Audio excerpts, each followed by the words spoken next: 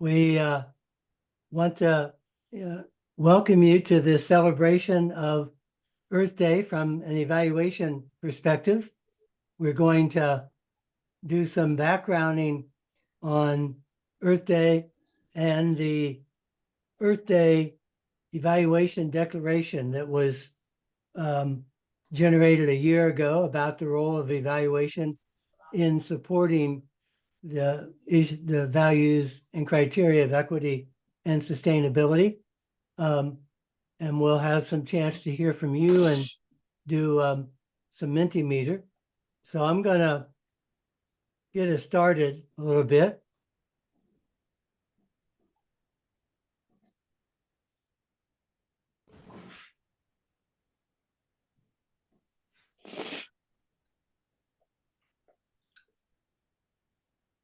This is sponsored by the Blue Marble Evaluation Network and the International Evaluation Academy. And the theme of this year's Earth Day is our planet, our power, our planet. The idea is for people to exercise agency around dealing with the planet and the Earth and the climate. And with the International Evaluation Academy and Blue Marble Evaluation Network collaboratively putting this on, we're going to review the statement that was generated a year ago, Earth Day Declaration, and give you a chance to react and comment about some of the practicalities of that. But let me invite Andrea Lisa, as the president of the International Evaluation Academy, to extend her welcome to you. Not till January 1st, 2026. I'm incoming still. Oh, you're already there. All right. Yeah, but I am already there and grateful to be there. So I want to just add some perspective here to what we're doing here on Earth Day. And I want to take us back to 1970, and that when we started to formally recognize and agree that Earth was in trouble and that we had responsibility as human beings on Earth towards Earth. That was 50-ish years ago. And in those 50-ish years, despite monitoring and everybody knowing, not everybody, but people who were recognizing Earth Day knowing that the polycrisis was underway, in that time since 1970, humans have contributed to the destruction of almost 3/4 of wildlife. And right now, in terms of how humans are sharing Earth and the global commons with other species, if we think about the species who are most like ourselves, mammals who feed our young, breastfeed our young, only 4% of the biomass of mammals on Earth is actually wild anymore. Humans and animals that are domesticated comprise 96% of the mammals on Earth right now. We are so far beyond interspecies equity right now. And we know this. And so what we've gone, if we frame this in the processes of grief, what we've gone is from denial to bargaining, or sorry, denial, then anger, bargaining, and all of these things are obviously not sequential, but at the same time, we've gone to depression, and now to a certain extent acceptance. But what does that acceptance look like? Are we using acceptance as finding ways to move forward through the global evaluation agenda that Khalil, as president of the IOCE, is engaging people on, through the Three Horizons Mapping Futures of Evaluation Systems work that Ian Kendrick and Ian Goldman with the Academy are engaging and working with Khalil on moving forward? How are we moving forward with evaluation systems to contribute to the polycrisis, moving through the processes of ecological grief into our responsibility as human beings to uphold the sacred rights, the natural rights, natural law, sacred law, indigenous law, through our systems of economic, legal, and social governance here on Earth. So I want to thank Michael Quinn Patton and the other thought leaders who are here for going beyond clientism in evaluation systems. Early on, people were saying, can we do that? Who's going to pay me to do that? And now, right now, the polycrisis and the political implications are actually creating questions around the industry of evaluation, even conservative, traditional, conventional evaluation.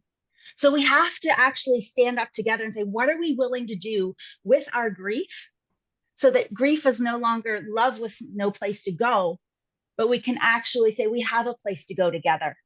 And this Earth Day declaration is calling us a call to action of where we need to go together, not because we're being paid to do it, maybe in spite of actually jeopardizing our ability to be employed to do the work that we do, but finding our own niche in this global ecosystem, in this evaluation ecosystem, to actually serve life. Thank you. Yeah, you, Lisa. That sets us up very nicely.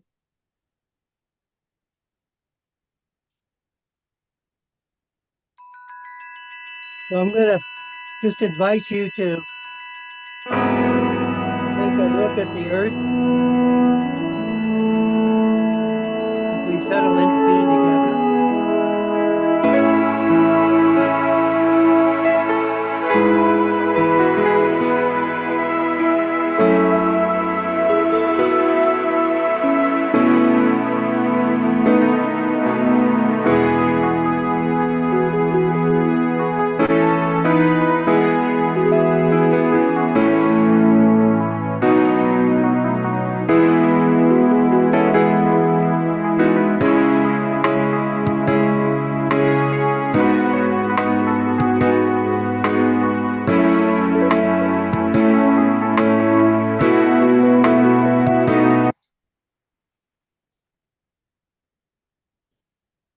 The Earthrise photo was part of what inspired the first Earth Day, and the view of Apollo 12.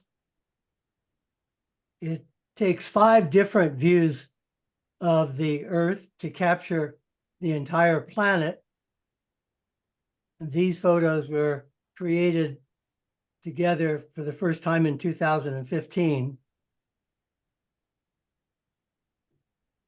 And so part of what we're going to do in the first part of this time is simply be present to Earth Day and to our shared being on the Earth. This is the pale blue dot that is the photograph taken from Voyager as it passed Saturn, going out through the planets, that Carl Sagan dubbed the pale blue dot, and did a marvelous speech about. If you want to spend part of your Earth Day listening to Carl's wonderful eulogy to the Voyager and the crisis that we face. But for 2025, we are here together to, as an evaluation community, to think about Earth Day. And to help us frame that, Nikki Bowman, who's here with us, has a indigenous, from her cultural community, meditation and prayer that I want to open with as a way of honoring the earth and our living, all living beings. So this is Nikki's meditation for us. Greetings, my name is Nicole Bowman. That's my English name. My spirit name is Wichiwaniu Kanewuk, accompanied by the 4 eagles, Flying Eagle Woman. And I am from the Lenape and the Mohican Nation on Turtle Island. My residence is in Shawano, Wisconsin, and I am outside by my sacred fire. And today I will give a greeting and pray for our Mother Earth and to the directions and our medicines in the language. Anishik, Anishik, Anishik. Anishik ki shalamokwe, alamiliang yon kwai kishkwik, walk, Michwakin, Walam Lissawakin, walk, Nialago Matit, walk, Niwikian. Anishik, Kishalamokwe, Elamiliang, Kukana Aki, our Mother Earth, walk, Kishoch, the sun, walk, Nipahum, the moon, walk, Awangwewak, the stars, walk, Papatakwik, the thunders. Anishik, Kishalamokwe, thank you, Creator. Elamiliang, for giving us Tindao, walk, Mbi, the fires and the water.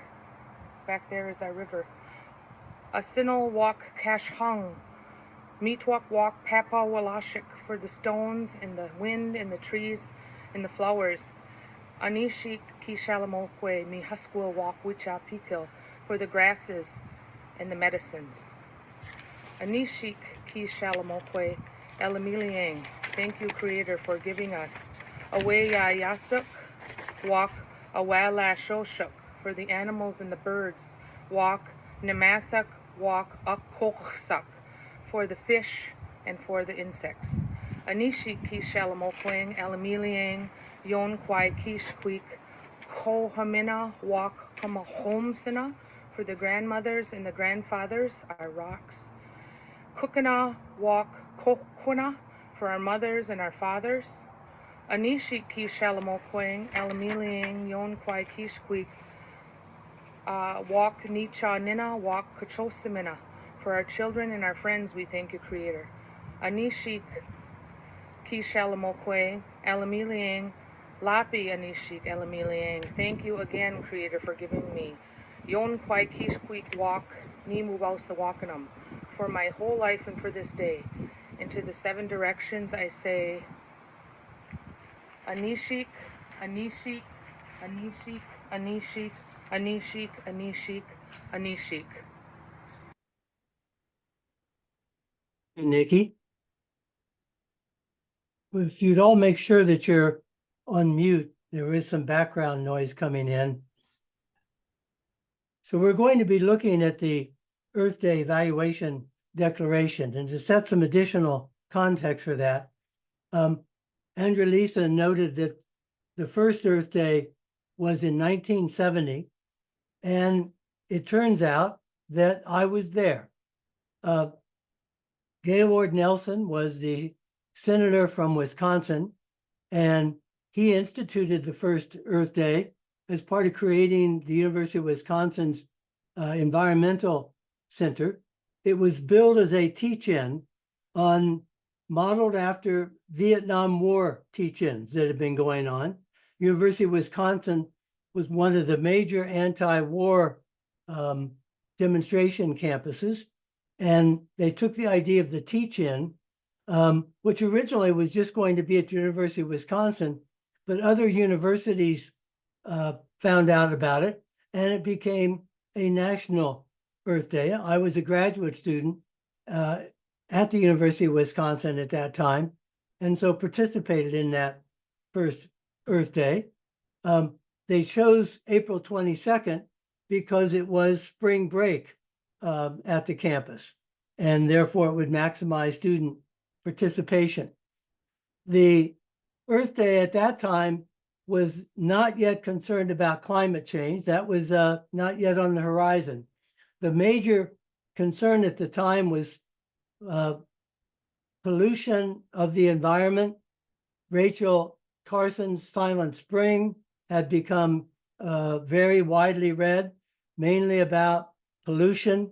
And the first announcement here for Earth Day was about the dangers of pollution, dumped garbage in the Hudson, DDT, and that became the basis for what was the teach-ins about what was happening with the environment.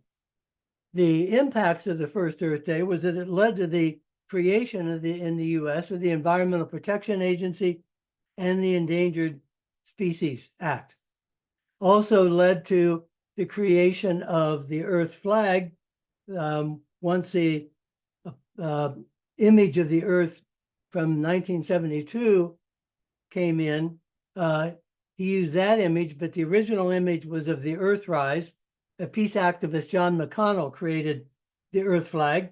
There are several different Earth flags that have subsequently been created. This is a proposed international Earth flag done by a Swedish designer in 2015 called the International Flag of Planet Earth.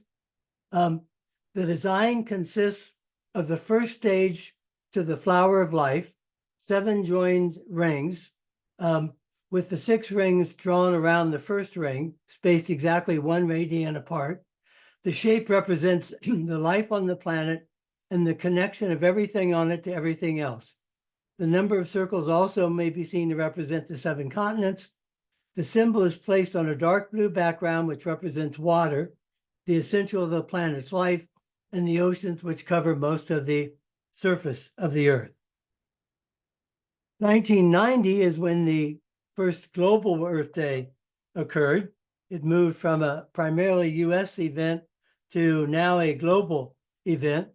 And on Sunday, there were Earth Day demonstrations around the world, including in St. Paul. And here is Charmaine, my daughter, and I at the St. Paul State Capitol as a part of the Earth Day celebration and demonstration there, which brought in other forms of demonstration, as you might imagine. We had Charmaine's children with us, as a part of introducing them to both activism and Earth Day. And that, as Nikki and her culture reminds us, our obligations to the 7th generation. The first World Conference to make environment a major issue was in 1972 with the UN Conference on the Human Environment. That conference endorsed a declaration containing 26 principles focused on the environment and development. And the UN Environmental Program was established in 1972. That Earth Summit led to the Rio Summit that Paulo Freire played a major role in Brazil. And Paulo Freire wrote about what he called eco-pedagogy, which is how urgent it is, he wrote, that we fight for more fundamental ethical principles, such as respect for the life of human beings, the life of other animals, of birds, and for the life of rivers and forests. I do not believe in loving among women and men, he wrote, among human beings, if we do not become capable of loving the world. Ecology has gained tremendous importance at the end of the century. It must be present in any educational practice of a radical, critical, and liberating nature. His work on, he had an unfinished manuscript on eco-pedagogy when he died in 1997. The Rio Conference established several important principles. The precautionary principle is that whenever there are threats of serious or irreversible damage, a lack of full scientific certainty does not excuse states from taking cost-effective measures to prevent environmental degradation. In other words, the excuse that the science is somehow not settled was not an excuse not to take action, according to the precautionary principle adopted at Rio in '92. Other Rio principles included the common but differentiated responsibilities principle, that we all have responsibility, but depending on where we are, what country, different countries, different histories have differentiated responsibilities. There's an indigenous peoples principle, a women in sustainable development principle, a public participation principle, and the idea of environmental impact originated in the Rio Summit. The indigenous peoples principle asserts the, quote, vital role of indigenous people in their communities and other local communities in the conservation and sustainable management of the environment, given their knowledge and traditional practices. It then recommends that states recognize and duly support their identity, culture, and interests, and enable their effective participation in the achievement of sustainable development. Again, 1992. Women in Sustainable Development.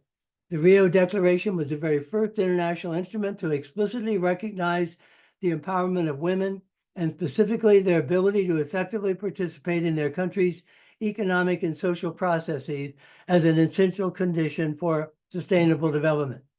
Principle 20 of the Rio Declaration calls attention to women's vital role in environmental management and development and the consequent need for their full participation. It recognizes the fact that women's livelihood, in particular in developing countries, often will be especially sensitive to environmental degradation. And so from 1970, the first Earth Day, 1972 was the Blue Marble shot. 1990 was the first global Earth Day.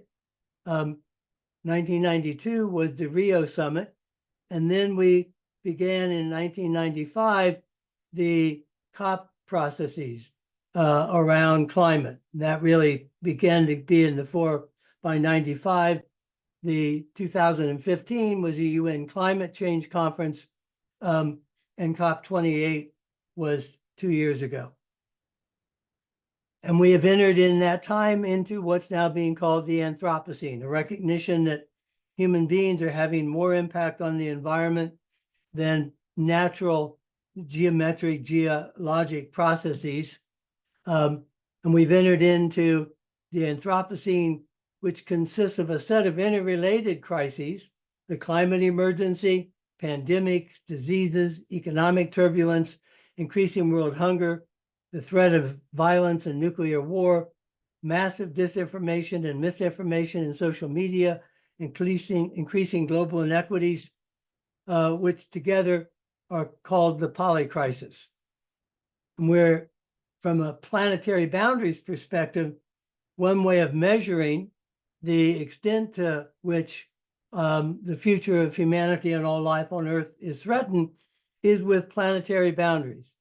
There, in the planetary boundaries framework, you'll see that there are boundaries around climate, around biosphere integrity, land system survivability, sustainability, fresh water, biochemical use, ocean acidification, atmospheric aerosol loading, stratospheric ozone depletion, and other entities.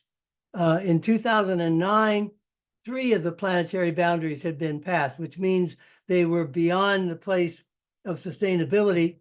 2015, 4 boundaries had been passed. And in 2023, we passed 6 boundaries, including close to passing that last year, the 7th ocean acidification, which are one way of measuring the extent to which the future of life on Earth and humanity is threatened. So we have the climate emergency, the equity emergency, and these have historically, and in evaluation, really been separate thrusts. People concerned about equity, people concerned about the environment, working in silos.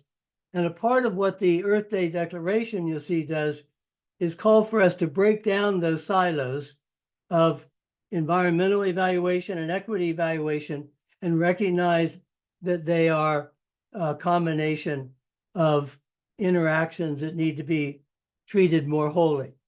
And so as a result of a conference on the environment, evaluation conference, where a group of us were participating last year in February, we built upon the transformation evaluation declaration that came out of the Prague Ideas Conference in 2019, where we acknowledge that we are the first generation to know we are destroying the planet and the last generation that can do anything about it. And the question was, will evaluation be part of the problem or be part of the solution? Aretha Franklin, thinking of her as Mother Earth, I imagine Aretha song Think being about the environment. So before I share with you the Earth Day Declaration, let me have Aretha help get us in the mind frame about that.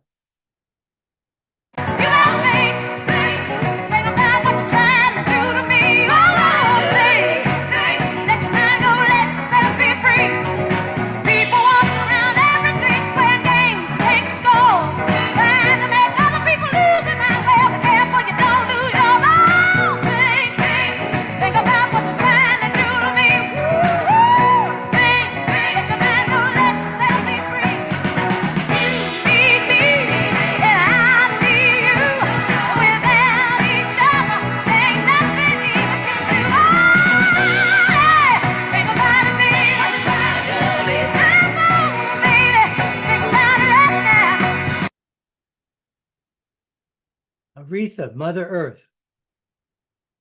So we have some history and evaluation of concern about a sustainable and equitable future. Beverly Parsons is president. Our theme in 2014 at AEA was a visionary evaluation. In the 2019 Ideas Conference, Evaluation for Transformative Change led to the Prague Declaration on Evaluation for Transformational Change, which called for us to promote transformational change for the Sustainable Development Goals, work in partnership, explore power relationships and promote inclusiveness, respect for rights and responsibilities, support professionalization and capacity development. And item 6 was a focus on sustainability. In all our evaluations, we commit to evaluating for social, environmental, and economic sustainability and transformation, including by assessing contextual factors and systemic changes. We commit to assessing and highlighting in all evaluations unintended negative social, economic, and environmental effects. A focus on fragility, conflict, and violence as an evaluation challenge, support for transformational indigenous evaluation, and a shared responsibility for results.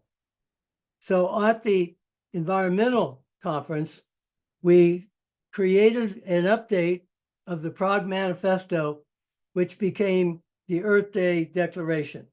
And that's what we're going to now turn to with members from around the world of the Blue Marble Network sharing, and the International Academy for Evaluation sharing parts of this. Then we'll give you a chance to respond to it after you hear it. Here is the Earth Day Declaration.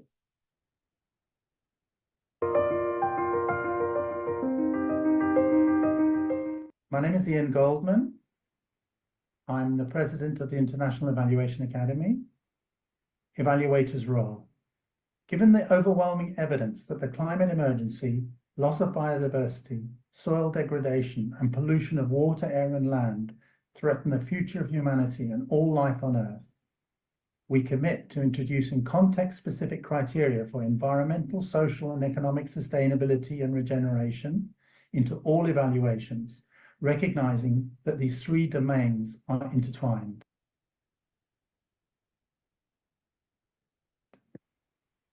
Role of commissioners of evaluation. We call on those who commission, fund, and use evaluations to include and support context-specific criteria for environmental, social, and economic sustainability and regeneration in all evaluations, and engage a wide range of researchers and scientists in the evaluation team.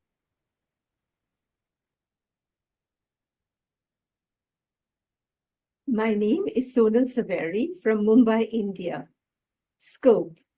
Taking the polycrisis seriously means including appropriate and relevant sustainability and regenerative criteria in all approaches to evaluation for all types of interventions and change efforts and across all sectors, public, private, non-governmental, academic, in whatever ways are relevant and feasible. Greetings, my name is Natalia and I'm speaking to you from La Paz, Bolivia. The universality of the multifaceted environmental and related crises means developing and applying context-specific environmental, social, and economic sustainability and regeneration criteria at all levels: local and indigenous, regional and national, global north and global south, international and global, within formal institutions and informal networks, and in so doing, take into account the mutually reinforcing interrelationships across levels. Hello everyone, I'm Paulina. I'm from Mexico and I'm part of the Ingenio team in the Polytechnic University of Valencia. So interconnectedness, we reiterate the interconnectedness of environmental, social, economic, political, and cultural systems. Our focus is on the mutually reinforcing and dynamic interrelationships among environmental sustainability and regeneration, equitable, inclusive, and resilient social systems, and economic justice, to make clear that these are not conflicting ideas to be pitted against each other, but rather interdependent systems that need to be examined, understood, and evaluated together.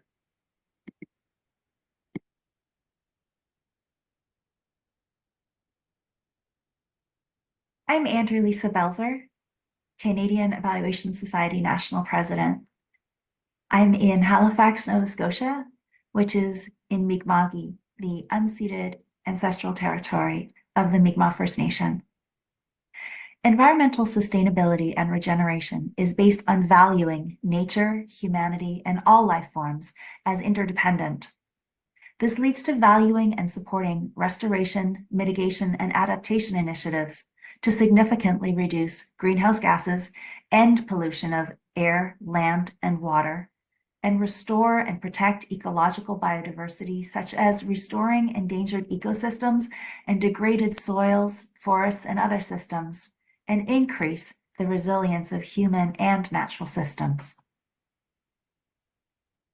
Veronica Felsis, Vice President of the International Evaluation Academy, connecting from Latvia. Economic sustainability includes living within the limits of the Earth's resources while meeting the basic needs of all, where everyone has enough and no one has far too much. Janet Salvador from Mexico. I'm secretary in the ExCom of the International Evaluation Academy. Social sustainability includes reducing inequities and disparities consistent with the Sustainable Development Goals, and inclusive and democratic governance processes and institutional arrangements that are genuinely diverse and inclusive, including gender, equity, and upholding the rights of indigenous peoples, and with capacity to effectively initiate and ensure effective action based on principles of environmental justice that respect and strengthen community voices.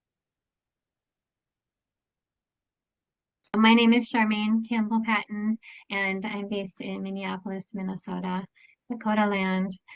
And I'll read Nexus Perspective, evaluating at the nexus where environmental, social, and economic actions interconnect and intertwine means applying a complex systems framework in evaluation, seeking restorative and regenerative solutions that endure resiliently, and documenting both positive and negative patterns, intended and unintended, and planned, adapted, and emergent pathways towards transformation.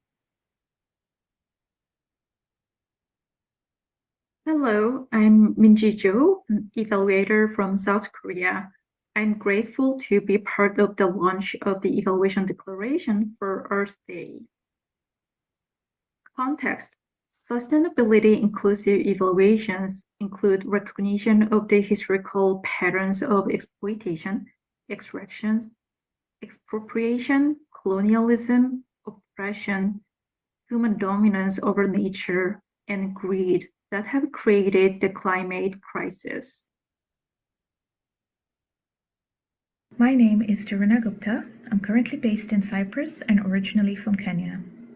Uses. Evaluation for sustainability and regeneration should be designed and implemented to improve and enhance sustainability inclusive initiatives, support informed, strategic, and democratic decision-making through processes and procedures that are fair and just, and strengthen community voice in evaluations and interventions. To do so, sustainability inclusive evaluations will build and facilitate collaborations with those who commission, fund, implement, and are meant to benefit from evaluation processes and results. Hi, I am Deborah Kaduserada from Uganda. Role and responsibility. All evaluators have a responsibility to bring this commitment to sustainable, regenerative, and restorative evaluation criteria into their work and be able to explain to stakeholders that these criteria constitute a statement of evaluators' professional and ethical responsibility. Appropriate way and doing what is practically feasible given constraints of capacity, resources, and context. Hola, my name is Pablo Vidoira from Madrid, Spain. I will read the transformation component. In affirming this declaration, we recognize that the challenges confronting our world, energy, environment, climate change, food security, financial security, human security, sustainability for all forms of life, demand solutions beyond what traditional evaluation methods can provide. Evaluating systems transformation initiatives through a multidimensional and cross-level sustainability lens will require innovative and inclusive evaluation approaches grounded in, engaged with, and responsive to multiple perspectives. I'm from Cameroon, a co-chair of IFA Indigenous, and a vice president of the International Development Evaluation Associations. Let us remind one thing is very important. Our shared commitment as evaluators is to ensure that evaluation is part of the solutions going forward and not part of the problems. And that in addressing environmental, social, economic sustainability and regenerations, evaluation makes meaningful, substantive, timely, rigorous, and feasible and useful contributions to a more equitable and sustainable futures. Thank you. So there you have it, a declaration on evaluation for sustainability and regeneration. So with that, we're going to give you a chance to respond. Charmaine's going to take you out. We're going to do a Mentimeter exercise, create a word cloud, and then get your reactions, questions, comments. So if you go to menti.com, and you'll see the code there at the top, 1751 7983. We want to do a collective word cloud.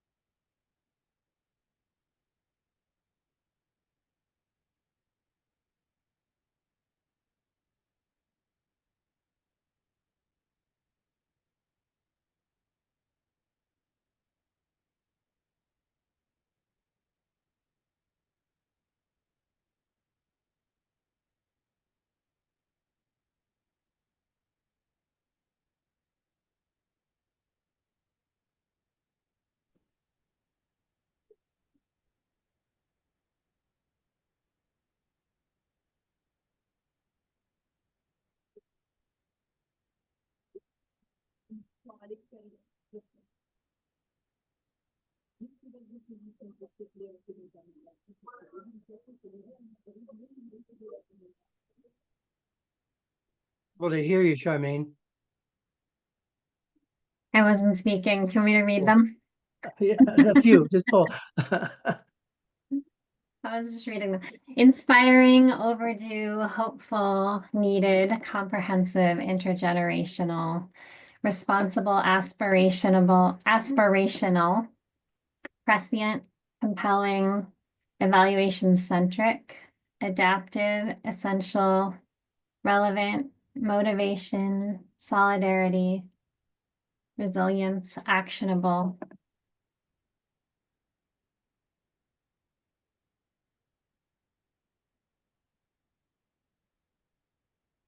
All right, I'll go on to the next one. Your anonymous reactions, comments, or questions to the Earth Day Declaration.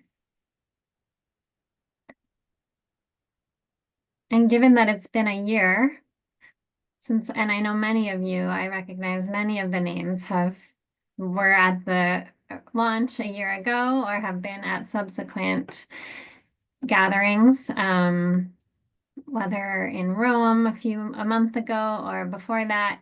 If you have examples of how you've applied this in your work, please share those as well, because we've had time to wrestle with this, and I would love to hear that as well. But we'll read some of the comments and reactions as well. More work need to be done and more dissemination, how to help its widespread adoption and agency.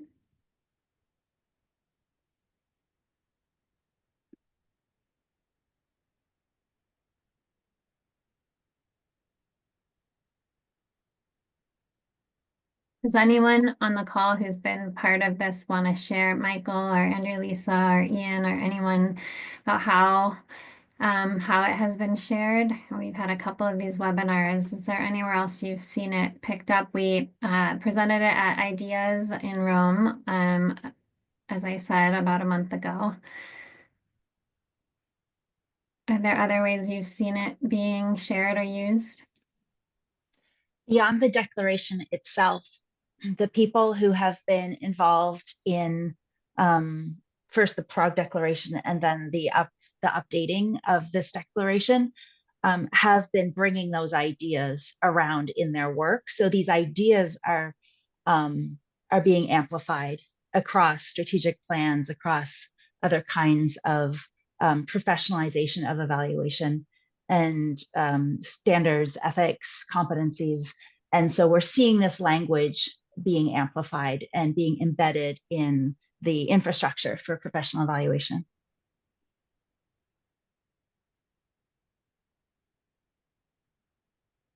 Oh, the Woolstock Declaration, Nikki, is that what you're? Yes. Mm-hmm. Do you want to talk about that? You or Andrea, Lisa, about how that is connected, or it was a follow, I mean, its own thing as well, but. I'm walking right by Highway 29. I'm not the one who's memorized. Yep, okay. There's a question about translation. Has it been translated into languages other than English? It hasn't. That would I be a have put project. I have put the PDF in the chat for people so Oh, thank they you. can download it. We'd be happy to have support for that. Mm-hmm. Andrea, Lisa, did you want to? I can speak to the Woolstock Declaration. So there was a global Indigenous evaluation gathering that was a side event to the last Canadian Evaluation Society National Conference. And Nikki and Serge-Ric, who were part of this declaration reading video, were also there. And out of that gathering came the Woolstock Declaration. I'll put the link in the chat. And essentially it's to honor the river where we gathered as the mother, as the sacred relative of the Listigaic First Nation people who welcomed us to that area. And then also out of that, there was a declaration of solidarity to honor Indigenous rights, respect Indigenous knowledge systems, and protect Indigenous knowledge sovereignty. So I'll put that link in the chat, but basically this is from Indigenous First Voice, a declaration that's complementary to the declaration that says that we will include Indigenous peoples and learn from Indigenous stewardship. Thank you. I can say too, now that I'm not right by the highway, I can say too that right now the United Nations Permanent Forum on Indigenous Issues is happening right now. You can usually watch it. They have some live TV stream, and that we are using the Declaration for the Rights of Indigenous People sort of as our framework to do our work. And we also have applied that to, and we'll be presenting about it at the Canadian Eval Society, the virtual, with Jeffrey Roth, who is the United Nations North American representative, on how it's applied to evaluation and human evaluation and health metrics. So Indigenous determinants of health, which Nialagomati, it's all related. So our Indigenous determinants of health are based on being able to fish in our rivers and to gather our berries and to get our wild rice and those types of things. Sorry, it's morning. Good morning from Wisconsin. It's beautiful. Thanks. I think so too. Thank you, Nikki. I see a lot of comments here about kind of that this is a great first step. This is very needed, and just kind of now what? So how can this be actionable for everyday evaluators? And concrete tools and examples about how to make this a reality. More work needs to be done both with commissioners and evaluators. How can we learn collectively? Any new relations that have been formed as a consequence of the declaration? And how do we help this really be part of a truly global perspective and re-perception by humanity? So some great questions. Anyone else from the Academy or from Blue Marble want to respond to any of those questions or give examples of how they've seen these principles in action?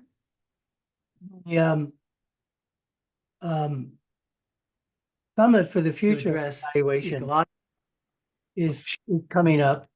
I had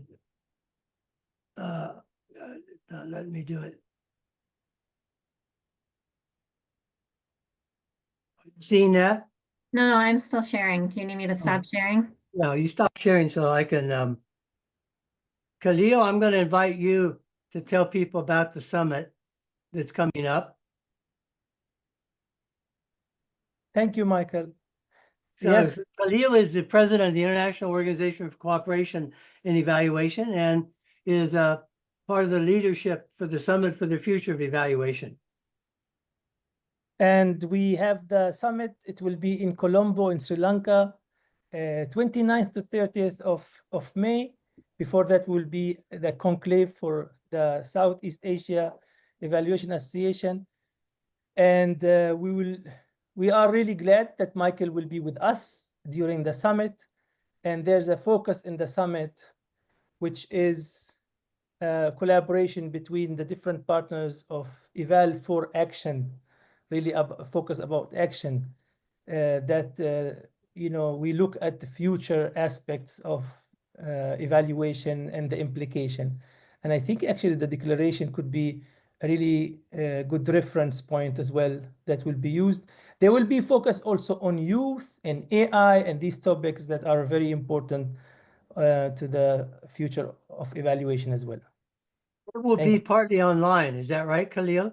Yes, almost every session will be available online as well.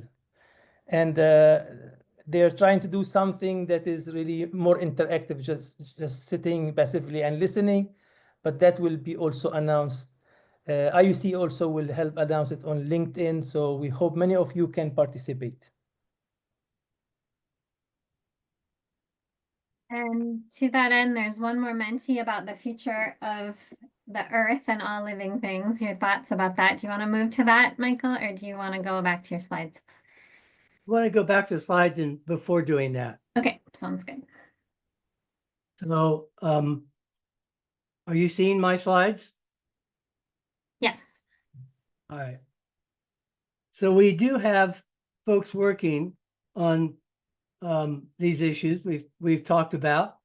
Rob Vandenberg, who's the former president of IDEAS, has come out with a book called Evidence for Hope.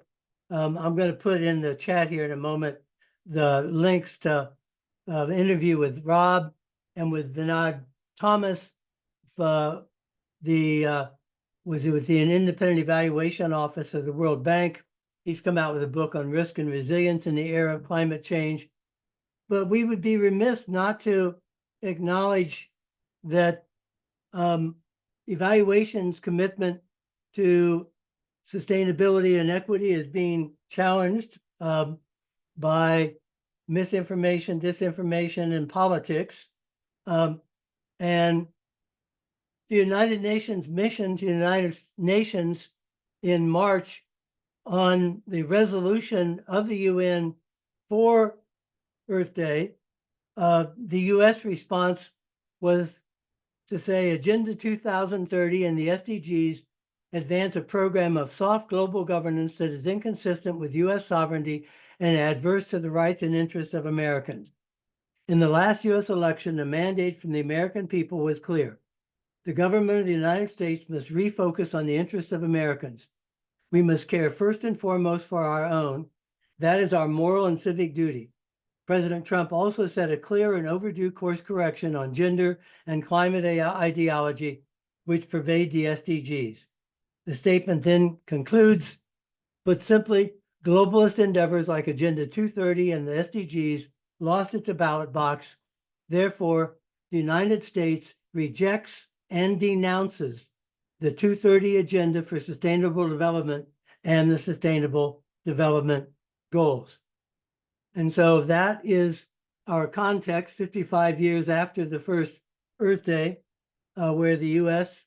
is withdrawing any support for climate endeavors or equity endeavors, and is also very much involved in wiping out evaluation. We are in a period of conflict between the political and the scientific, and part of the significance in the Earth Day Declaration is to call on us to maintain those criteria. As we think about that, I was recalling the last interview that Eleanor Chylinski gave, one of our great pioneers. Eleanor probably did more national evaluation in the US than anyone, and higher impact evaluations. She was the creator of the Government Accountability Office Program Evaluation and Methodology Division. She regularly testified before Congress. She had 80 to 100 people produced between 45 and 50 evaluations a year, had a huge impact on federal evaluation, but also recognized the fragility of evaluation politically, and the challenges of telling the truth to people who may not want to hear it, which she said, after all, is the chief purpose of evaluation. Eleanor, in the final interview she gave before she died, where she was looking back, said, "Indeed, if you ask me what was the most important thing we've achieved during the 45 years or so that evaluation and politics have been partners, I'd say you need to look beyond the individual effects we've had on specific policies or programs over time, even though many of these effects have been substantive and sequential. In my judgment, the major accomplishment of evaluation has been the establishment and demonstration of a trustworthy, dependable tool in government for carving out and preserving political accountability." She went on to say, "So we have to get it right, because if we don't try and don't succeed, and systematic evaluation of what the government is doing becomes a thing of the past, then our failure would affect not only evaluation itself, but also our democracy and its political freedoms. When you come right down to it, we evaluators are like canaries in the mine shaft. Our presence means that public accountability is alive and well. But if we go, the nation will have lost a lot more than evaluation." And so the stakes are high for our carrying forward the criteria of sustainability and evaluation equity for not just the planet, but for democracy itself. So knowing where we stand as evaluators, part of the purpose of the declaration is so that you don't have to take a stand as an individual supporting sustainability and equity as evaluation criteria. We as a profession, the national professional associations, the regional associations, have all adopted some version of promoting and supporting equity and sustainability and their intersection as evaluation criteria. But let's leave on a more positive note. I want to take you out with Amanda Gorman's Earthrise poem, which is a way to be inspirational, I think, for Earth Day. And so here's Amanda Gorman on Sunrise, Earthrise.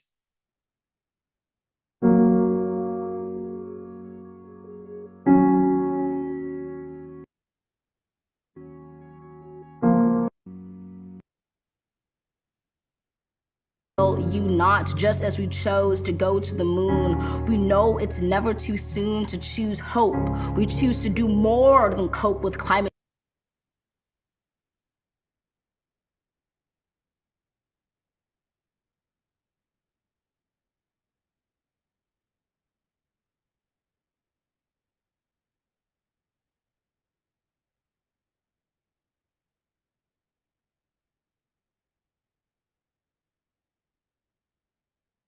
I'm gonna have to go out to the internet to get that. It wasn't loading. You want me to do it? Let me see if it will pick up one more time.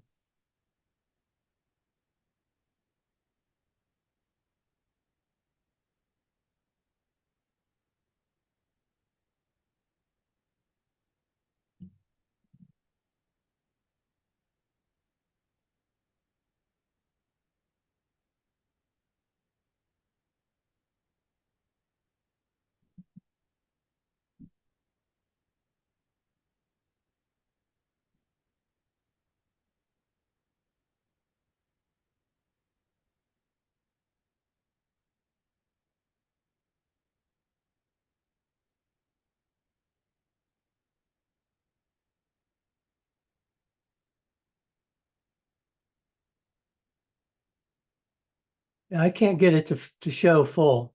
See if you can do it. I've got it.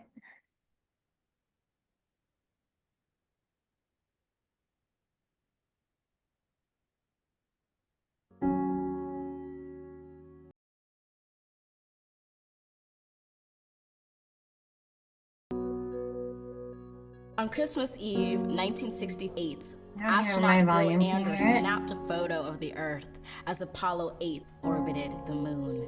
Those three guys were surprised to see from their eyes a planet looked like an Earthrise, a blue orb hovering over the moon's gray horizon with deep oceans and silver skies. It was our world's first glance at itself, a first chance to see a shared reality, a declared stance, and a commonality, a glimpse into our planet's mirror. And as threats drew nearer, our own urgency became clearer as we realized that we hold nothing dearer than this floating body we all call home. We've known that we're caught in the throes of climactic changes some say will just go away, while some simply pray to survive another day. For it is the obscure, the oppressed, the poor who, when the disaster is declared done, still suffer more than anyone. Climate change is the single greatest challenge of our time. Of this, you're certainly aware. It's saddening, but I cannot spare you from knowing an inconvenient fact, because it's getting the facts straight that gets us to act and not to wait.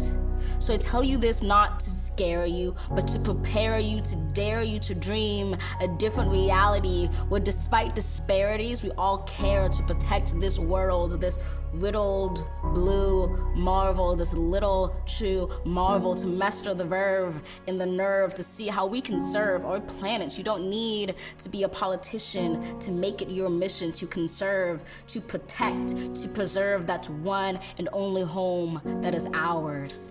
To use your unique power to give next generations the planet they deserve. We are demonstrating, creating, advocating. We heed this inconvenient truth because we need to be anything but lenient with the future of our youth. And while this is a training in sustaining the future of our planet, there is no rehearsal.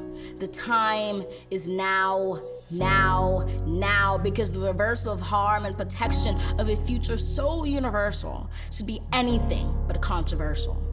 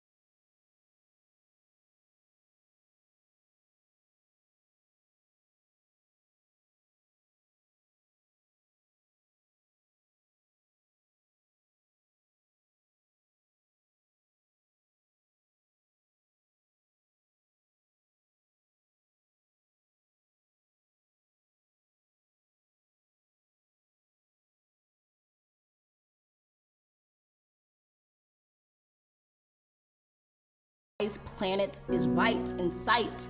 Right, and all of us trust this earth uprising. All of us bring light to exciting solutions never tried before. For it is our hope that implores us at our uncompromising core to keep rising up for an earth more than worth fighting for.